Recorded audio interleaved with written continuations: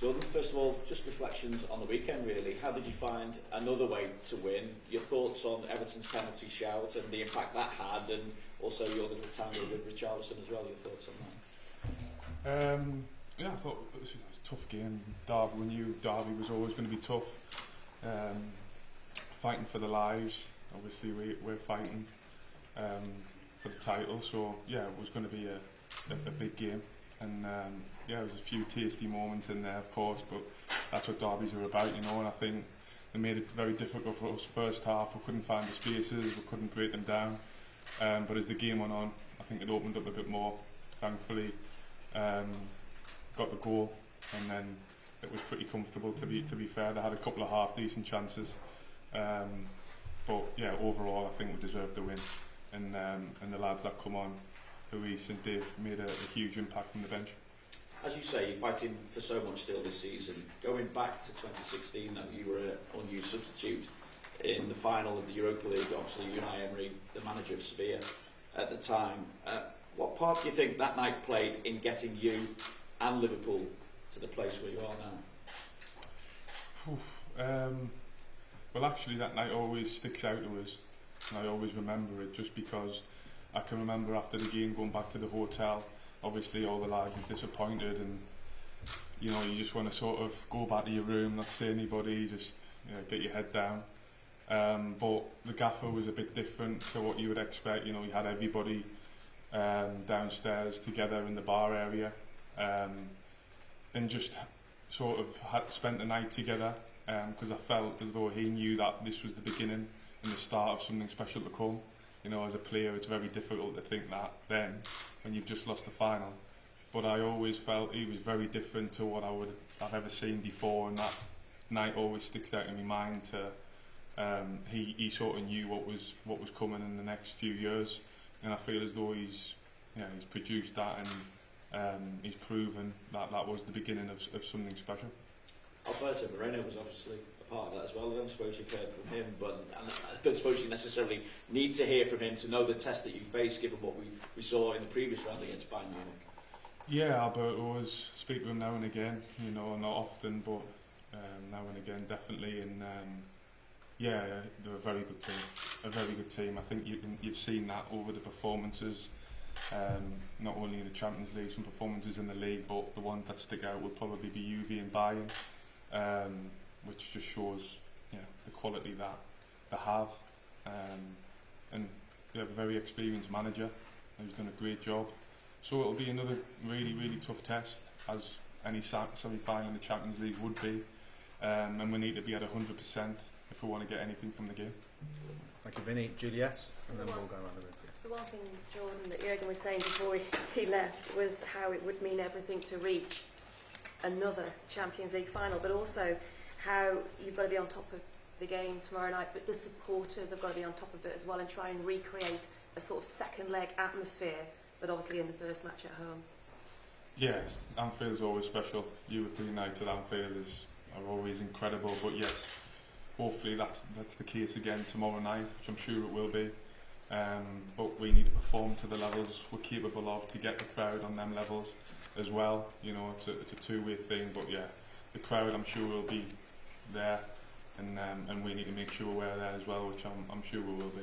And one of the things that Virgil van Dijk spoke about before the match against Benfica was how the things that are going on at this club should not be taken for granted. Can you elaborate a little bit more on that with what he was sort of saying and the things that are going on? Well, I can't speak for Virgil. But your own thoughts then with what is happening right now? Yeah, it's very special. You know, I think what we've achieved so far as a team over the last few years. Last year was very difficult, but how we've reacted and come back from that, I think, is very special in itself, and how we've performed for the majority of this season is very special. But there's still a long way to go, you know, until the end of the season, the games that we've got left. I know how quickly football can change, and people will talk about all the things that we can win, but we know with a couple of bad games it can all be over. So it's about keeping focus. It's about focusing on the next game, the next challenge, no matter what competition, giving absolutely everything, and then we'll see where we are come the end of the season.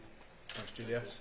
Merseyside for one, then we'll go to Chris McKenna, I think Chris Bascom, and then I'll see how many more we've got, but BBC Merseyside first. Hi Jordan.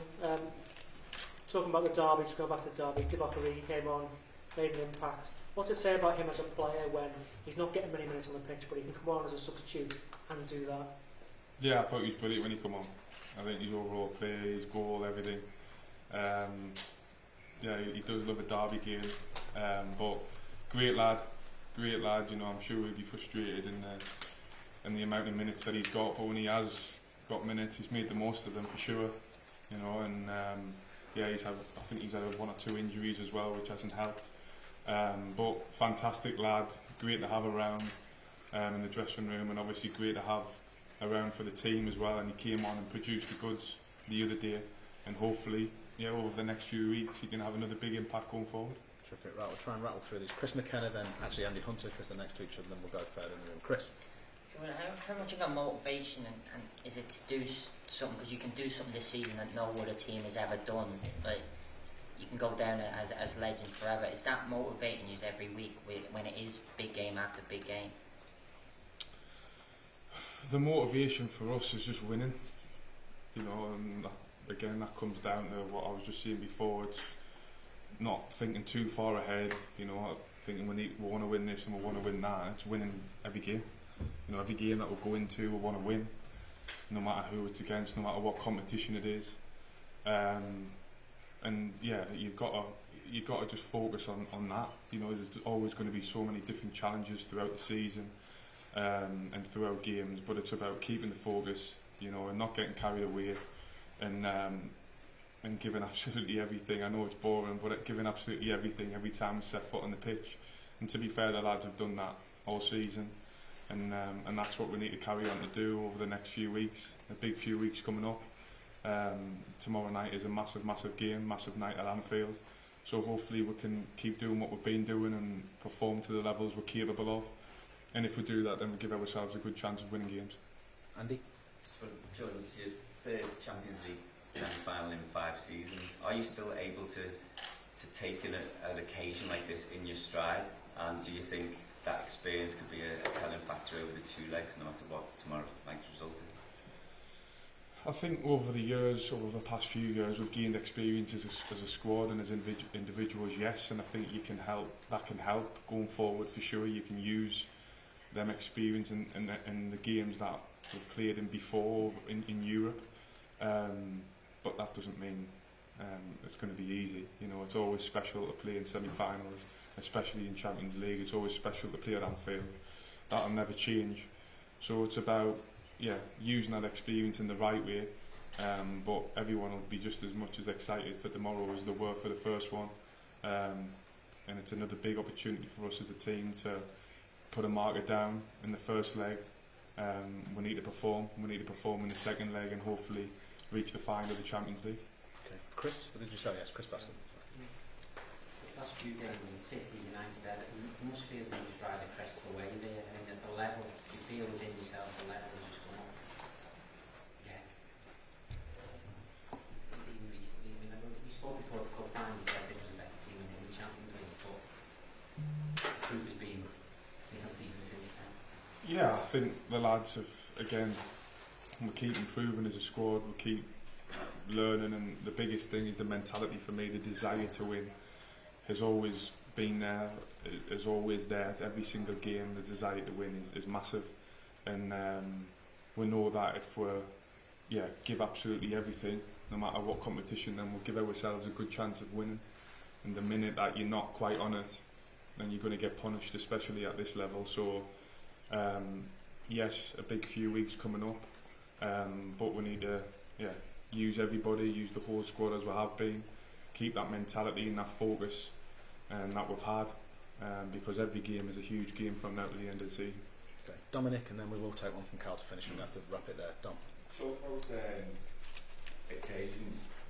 The manager said something before about peak players go through the lives, and managers go through the lives not even having the chance to play in the Champions League final. You potentially got the opportunity to play in the third if it all goes well. But it's you know, be what I'm trying to say is you beat Barcelona, you needed a massive performance against Barcelona to get through to the last one. Are you going to need a similar performance this time?